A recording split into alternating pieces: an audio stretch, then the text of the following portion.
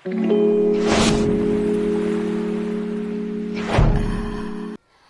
manakaiky sahady indray zao ny fotoam-pialan-tsasatra, mety efa samy manana ny vinavinany sy fandaharam-potoanany avokoa isika rehetra. Tsy ahivina kely aloha fa efa hatramin'ny tany Moyen Âge tany no nisy izany fialan-tsasatra izany. Dia tamin'izany fotoana izany natokana ho an'ny mpianatra ihany izany dia rehefa tonga ny fotoana fiakaran'ny vokatra dia miato ny fianarana dia mandeha manampy ny ray aman-dreny any an-tsany ankizy. Amin'izao fotoana izao kosa nefany dia tsy ho an'ny mpianatra irery intsony fa natao ho an'ny sokajin'olona rehetra izany. Sady efa lasa niova ny fandraisan'ny olona ny atao hoe fialan-tsasatra satria vao miteny fotsiny hoe fialan-tsasatra dia fialam-boly avy hatrany ny ao an-tsaina. Ao anatin'izany ohatra ny mitsangatsangana, mandehandeha, miantsena, miaraka amin'ny namana sy ny zavatra rehetra mety afaka atao anatin'izany. Manana lazainy koa soratra masina momba an'izay hoy izy hoe ny fialana sasatra dia alovana ny asa vita, izany hoe ny olona navita tsara ny asany na ny andraikiny no miala sasatra. Vao manomboka ny baiboly dia efa miresaka momba ny fitsaharana na fialan-tsasatra ao amin'ny Genesisy 2:1-2. Andriamanitra mihitsy no nitsahatra amin'ny andro fahavalo.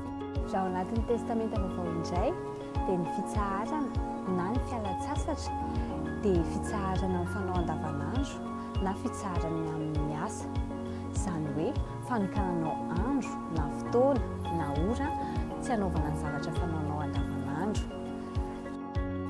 Raha Jesosy Kristy zao no ohatra raisintsika dia rehefa amin'ny fotoam-pitsaharana izy na mivavaka na manao asa soa na mifady hanina.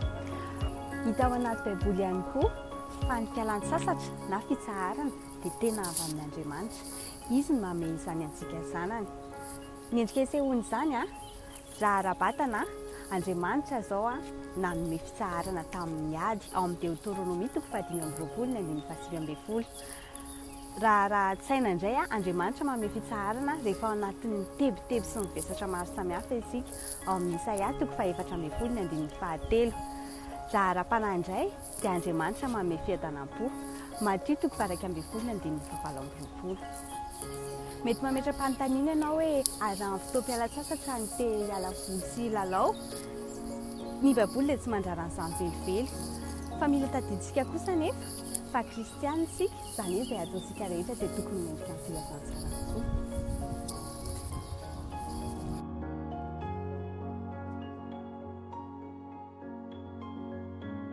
Averiko indray, ny fialan-tsasatra dia fialana amin'ny fanao mahazatra, izany hoe raha zatra mampiasa saina ianao amin'ny andavanandronao dia mampiasa vatana kely indray.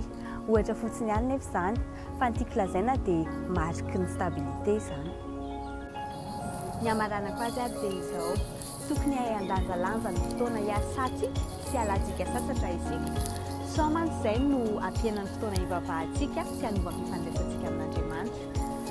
Tena ilaintsika kristiana nefa ny fialam-boly na ny fialan-tsasatra.